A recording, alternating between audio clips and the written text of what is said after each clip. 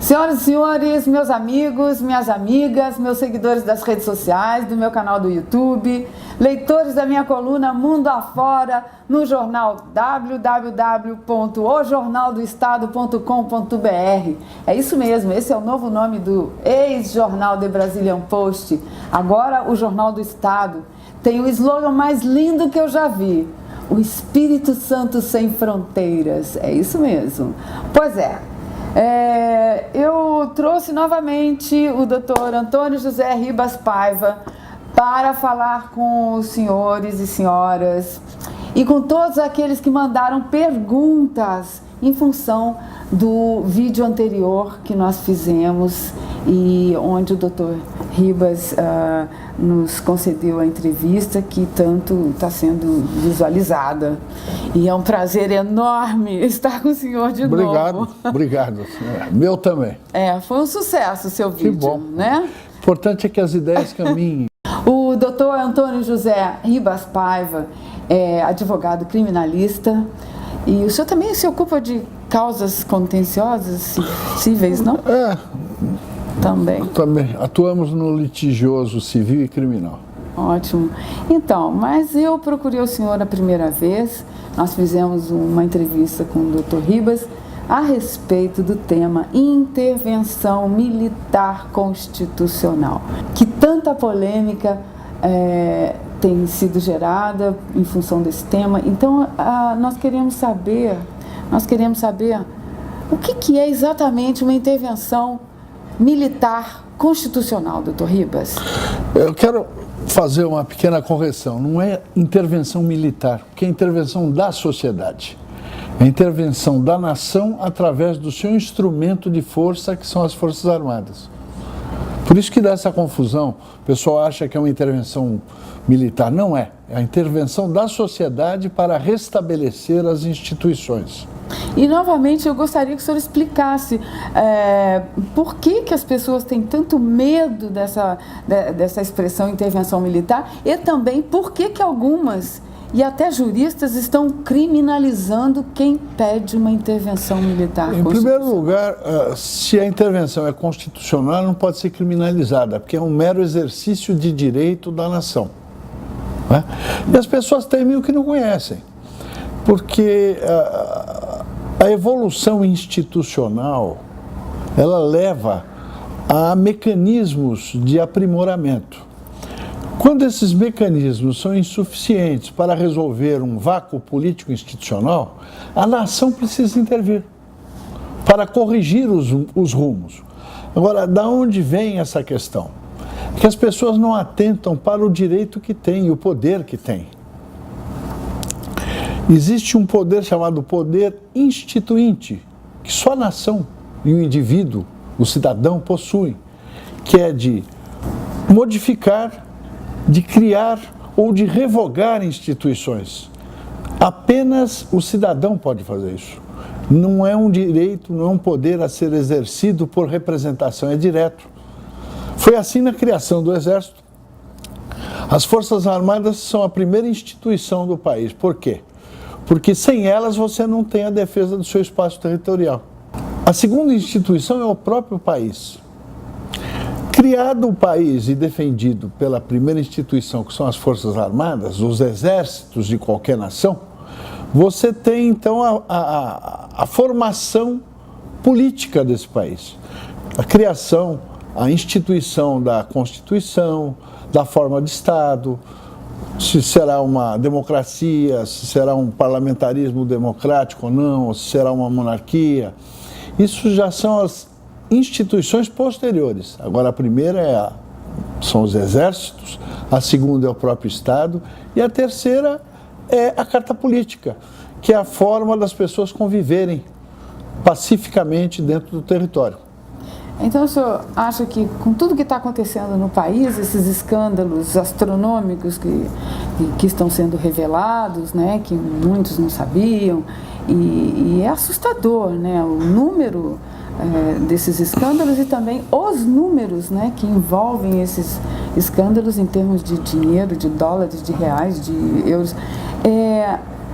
Mesmo se o cidadão não formar o número de pessoas suficiente para que seja considerado um clamor popular unânime, né, em função de tudo que está acontecendo, para que as Forças Armadas ajam, né, a pedido desse povo, o que pode acontecer? As próprias Forças Armadas, elas podem tomar iniciativa, porque é um assalto, é um desfalque, não? Deixa eu esclarecer.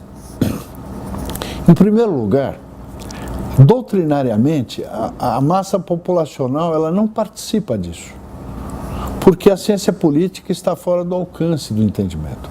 Então, em qualquer país, são os segmentos esclarecidos que participam desse debate e do aprimoramento institucional.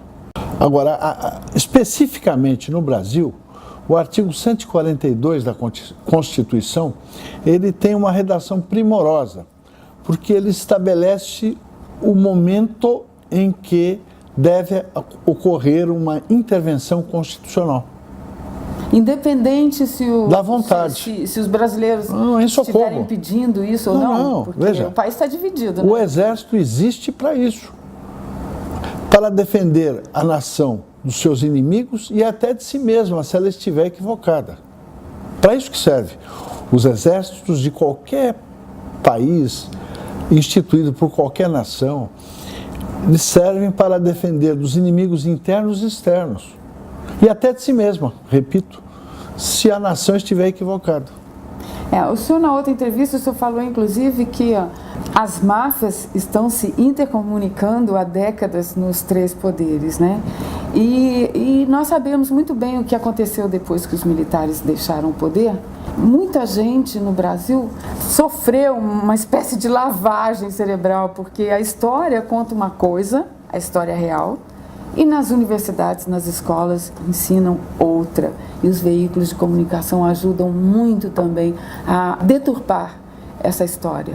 Bom, eu vou parodiar o Novo Testamento e dizer a você que a árvore se conhece pelos frutos. E nesse momento eu pergunto, quais são os frutos dessa nova república? Ao que me consta, são mais de 2,5 milhões de brasileiros assassinados por total descuido com a segurança pública. E por esse imbricamento do crime que existe entre a classe política e o crime organizado. Isso depois que os militares deixaram o poder? Não é questão... Não, veja, eu não vou dizer os militares deixaram o poder. Vou dizer o seguinte, que a nova república, ela não teve nenhum cuidado com a segurança pública. Por quê? Porque eles estavam preocupados, eu digo a classe política, estava preocupada em exercer o poder, gozar das suas benesses e se locupletar, pouco se interessando com a nação. Tanto é que não existe segurança pública no Brasil. São quase 3 milhões de brasileiros assassinados. De guerra, né, doutor? Muito pior. Para você ter uma ideia, os Estados Unidos, que são a nação hegemônica, desde 1860 até hoje, perderam 1.300.000 soldados em combate. 150 anos, 1.300.000 soldados em combate. No Brasil, em menos de 30 anos, nós temos quase 3 milhões de brasileiros assassinados. Isso é pior do que qualquer guerra. E desses 3 milhões, se eu só tenho uma ideia, porque o governo federal, eu acho que desde Fernando Henrique, essa campanha de desarmamento, essa ideia de que a arma de fogo mata, e a gente sabe muito bem que para matar só basta um pretexto, você pode usar faca, facão, veneno, carro, overdose, claro, enfim, enforcamento, asfixia. Sim. Ações letais, você pode matar uma pessoa com pau, pedrada, lógico, enfim. Não é certo. É uma lenda essa história, então, de que não é isso. É a arma de fogo que mata. Mentira, mais. Isso é mentira. Os números não são divulgados de arma branca. Não, o objetivo é mais terrificante. O tráfico de drogas, ele depende de pequenos crimes. Em dado momento, a sociedade começou a se armar para se defender. Então, na defesa do tráfico e do crime organizado, proibiram o cidadão de bem de se defender. Ele tem que ficar à mercê do crime. Por quê? Porque o poder político no Brasil se imbricou com o poder do crime. Então o poder do crime e o poder do Estado contra a nação brasileira, é isso? Eu publiquei aquele vídeo da entrevista que o senhor concedeu, né? Faz uma semana, eu acho que não tem nem uma semana, foram milhares de compartilhamentos, e as pessoas mandaram algumas perguntas. Pois não. Para que o senhor respondesse. Se tiver altura, eu responderei. Muito bem. Então vamos lá. O Ivan Santana pergunta se é mais fácil de ser executado uma intervenção militar constitucional através de clamor popular ou através de uma iniciativa do governo federal de decretação de estado de sítio. Veja, são conjecturas. O importante é que qualquer iniciativa constitucional deve objetivar o aprimoramento das instituições. Essa é a questão. Não interessa se será por clamor popular, ou por necessidade, ou por avantajamento dos escândalos. O importante é que o interesse público seja concretizado. O Fábio Couto quer saber, com a intervenção militar, o que mudaria no sistema político? Continuaria a mesma coisa em relação a partidos, sistema de votação e tipo de urna eletrônica? Veja, vamos considerar primeiro que não é intervenção militar, é intervenção constitucional da sociedade através dos seus exércitos. É essa a questão fundamental, porque senão você causa distorções no entendimento da questão. Agora, é importante que se frise que uma coisa é a intervenção constitucional propriamente dita. Depois, o dia seguinte deve ter como pauta o aprimoramento institucional e a garantia das liberdades, porque pouca gente se interessa pelo conceito de democracia. Democracia é segurança do direito. Qualquer sistema político que garanta a segurança do direito é democrático. Nós hoje no Brasil, infelizmente, não temos segurança do direito. Existe a prevalência do mais forte e do crime. O Félix Patrício Pereira, ele quer saber o seguinte: toda ditadura, sendo ela de esquerda ou de direita, tem o seu exército. A pergunta dele é a seguinte: com o acordo da União das Américas do Sul, UNASUL, e a ideologia comunista instalada pelo Fórum de São Paulo, nos países que fazem parte desta união, a quem o exército brasileiro será subordinado? Bom, isso é uma tentativa de ressurgimento da esquerda internacional na América do Sul, que, felizmente, já foi detectado, era um movimento secreto das esquerdas para a tomada de poder. Eles conseguiram se eleger em vários países da América do Sul, mas o plano deles de formar a UNASUL não vai se concretizar. Por quê? Porque a sociedade está atenta. A sociedade quer democracia, a sociedade quer segurança do direito, não quer ideologias. Eu quero repetir aqui, já falei na outra entrevista, ideologia é mero mecanismo de poder. Nós queremos apenas liberdade e segurança do direito, que é a essência da democracia. A Amitis Jofili Giacomitti quer saber se realmente os militares estarão ao lado do povo, porque com tudo que está acontecendo e a humilhação a que eles estão submetidos, se eles se submeteriam aos atos desse governo que, com as condecorações de bandidos, nota-se de que estão aparelhados para proteger seus interesses. Se alguém de influência, quem seria para pedir essa intervenção?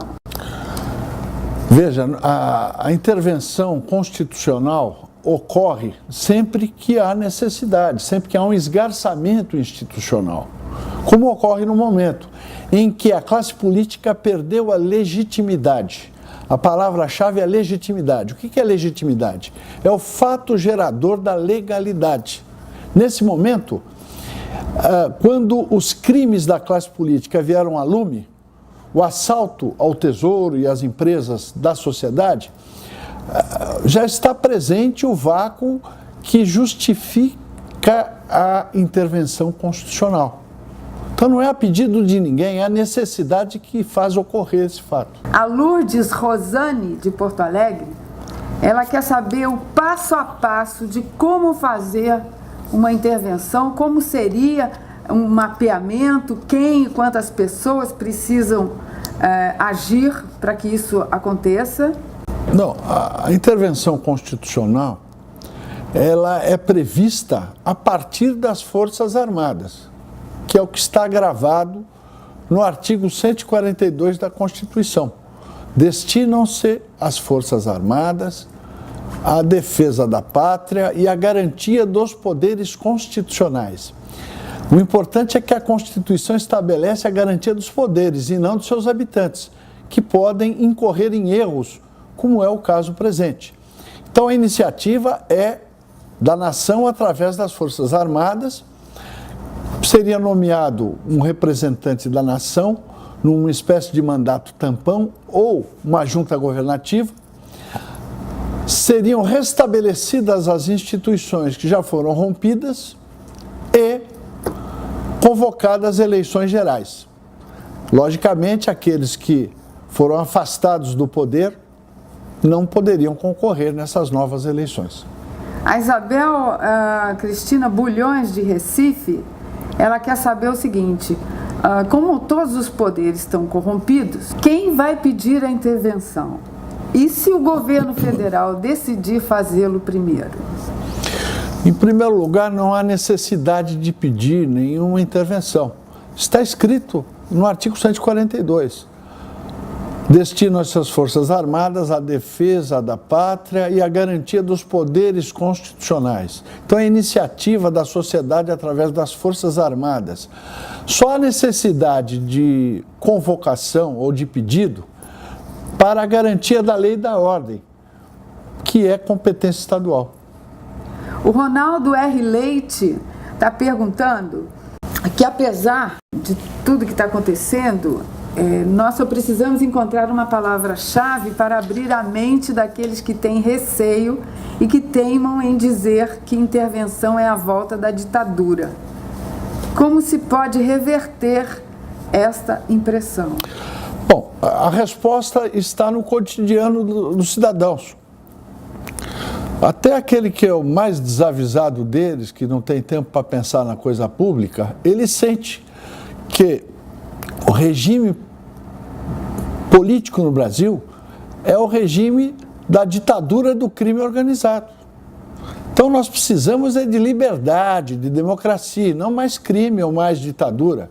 Não se admite nenhum tipo de ditadura. O ser humano só se desenvolve adequadamente num regime democrático. E a democracia tem que ser garantida pelas armas também. O Marco Antônio Lacera está perguntando ao senhor o seguinte, que a mídia em geral informou e está informando, e alguns juristas também estão comentando, que pedir a intervenção militar constitucional é crime. Ele pergunta ao senhor, não caberia um processo contra esses veículos de comunicação e contra quem criminaliza quem deseja a intervenção militar? Mas você não pode criminalizar a opinião desses juristas ou da mídia, não é? Eles devem ter os seus motivos, mas é absurdo falar em criminalizar direitos do cidadão. Inclusive, ele complementa a pergunta dele, colocando se não tem como pedir um direito de resposta. Não se pode perder tempo com manobras diversionárias daqueles que são inimigos da democracia. Nós temos que defender a democracia mantendo o foco. O que é necessário hoje é a intervenção constitucional para afastar o crime do poder do Estado. Félix Patrício Pereira pergunta ainda se o senhor tem conhecimento do caderno de teses do PT, que apareceu na internet nos últimos dias e que mais parece a preparação de um golpe. Bom, o que a classe política e o PT, faz parte dela, pretende é mudar o foco da discussão. O foco necessário é a roubalheira na Petrobras, é a roubalheira no BNDES, são os desvios do poder.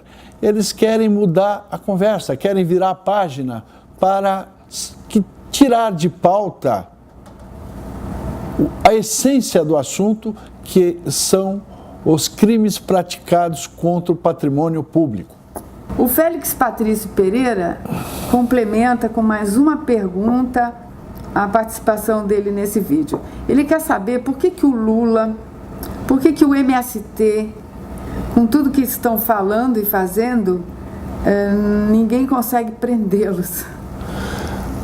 Porque o crime tomou conta dos poderes do Estado. Então você tem grupos e homens acima dos poderes da República. É por isso que há necessidade de intervenção constitucional, para restabelecer as instituições e evitar que os criminosos ajam à vontade, como ocorre hoje, inclusive praticando crimes contra o Estado, contra as liberdades, como é o caso do Lula, como é o caso do MST, como é o caso do Stedley e outros mais. A Débora Graça, de Curitiba, ela pergunta se no caso de uma intervenção militar, quais os direitos ela perderia e até onde iriam os braços militares dentro da privacidade dela. Bom, em primeiro lugar, eu não concordo com intervenção militar. A intervenção é constitucional, é da nação e não dos seus exércitos. Os exércitos da nação brasileira são instrumentos do poder público. Então é essa a intervenção. E a intervenção é para garantir a liberdade e a democracia, porque hoje o regime não é democrático. O regime é o poder do crime organizado. A Débora ainda fez mais duas perguntas, doutor Ribas. Pois não. Ela também pergunta se o senhor tem noção de quantos soldados e militares estão na ativa ou na reserva. Bom, o Exército e a Marinha e a Aeronáutica, eles têm um contingente na ativa e mais 5 anos de reserva. Agora, isso não é importante. Eu quero deixar claro que não existe nenhuma força adversa ao Exército, à Marinha e à Aeronáutica brasileiros em toda a América Latina. A resistência do crime não será suficiente para confrontar nossos exércitos. Mas quais os direitos? Nenhum direito, então, seria perdido com uma intervenção social, que na real não há. Então o nome a gente tem que parar de... Falar militar, porque não é. É a mesma coisa o bisturi do médico. Quem opera é o médico ou o bisturi? Bisturi é instrumento. As Forças Armadas são instrumentos da nação. Então, uma intervenção constitucional da sociedade. É da nação. Da nação. Isso. Tá?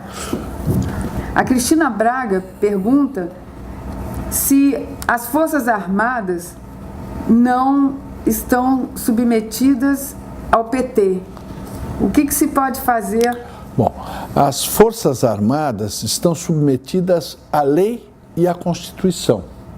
Elas são forças do Estado e da nação, e não de governos. Portanto, elas sempre procurarão se balizar pela lei, que é o parâmetro da autoridade. A Raíssa Pedra quer saber a sua opinião sobre o ministro da Defesa, Jacques Wagner, e a possibilidade de atendimento das Forças Armadas aos pedidos do povo nas ruas, por intervenção. Constitucionalmente, o Ministério da Defesa é um mero órgão de assessoramento do presidente da República. Ele, hierarquicamente, não pode se colocar entre os generais e o presidente. Por quê? Porque o presidente não pode delegar poderes de comando das Forças Armadas a ninguém. A Constituição estabelece que só ele pode ser o comandante em chefe. Então, o ministro da Defesa é um mero assessor presidencial. Ele não está hierarquicamente acima dos generais e das Forças Armadas. A Márcia Schettini, ela quer saber do senhor o que está impedindo as Forças Armadas de intervirem diante da gravidade do momento atual do Brasil, seja na esfera da corrupção devastadora, ou seja, do risco iminente de transformarem o Brasil em um país comunista. Bom, eu tenho convicção pessoal que as Forças Armadas agirão em socorro da nação brasileira de uma hora para outra. O vácuo político-institucional está instalado. Por esse motivo, no cumprimento da sua destinação constitucional, as Forças Armadas irão intervir no processo político-institucional brasileiro de uma hora para outra. A Alinélia Curcio, ela quer saber o seguinte: havendo guerra civil no Brasil, os países da Unasul interfeririam? A ONU também? Eu não acredito que ocorra guerra civil, porque, como eu já disse, não existe força adversa às Forças Armadas. E depois o objetivo é o restabelecimento das instituições e a garantia da democracia. Quem é que é contra as liberdades individuais e as garantias democráticas? Só alguém mal intencionado.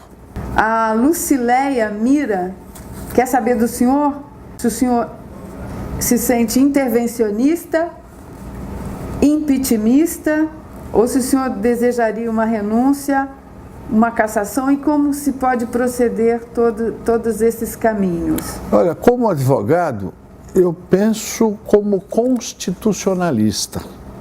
E a Constituição, que é a Convenção do Condomínio Brasil, ela estabelece que, em caso de vácuo político institucional, que ocorre nesse momento, há necessidade de intervenção da sociedade através das suas Forças Armadas. Então, a intervenção é constitucional, é legal, constitucional. O importante, você percebeu que eu soltei alguns conceitos no ar, né? Eu escrevi alguns conceitos aqui. Sem conceito, você não desenvolve o raciocínio com base na realidade. É a base de um raciocínio construtivo, é a conceituação das coisas.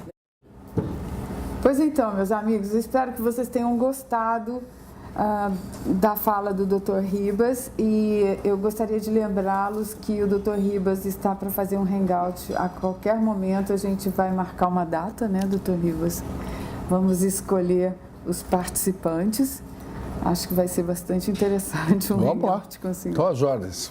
E de qualquer maneira, os universitários, as pessoas que estiverem interessadas em palestras, doutor, eu gostaria que o senhor deixasse um contato para quem quisesse convidá-lo para alguma palestra. Tem o nosso e-mail, né? É advarp@uol.com.br. Então, está escrito aí embaixo, tá? Quem quiser contactar o Dr. Ribas, basta mandar e-mail para ele. E seria muito bom se ele pudesse participar de palestras em universidades, enfim, clubes, igrejas. Está na hora, gente. Precisamos aprender bastante. É isso, doutor. Não, eu não tenho objetivo de ensinar nada, só de transmitir a minha experiência. Se for do interesse das pessoas, eu estou à disposição. Mas o importante é a gente ouvir todos aqueles que se especializaram e têm alguma coisa para falar, e nós tirarmos proveito disso e escolhermos a quem seguir. Ok, estou às ordens. Obrigado pela atenção e pela oportunidade de falar. Muito obrigada. Tchau.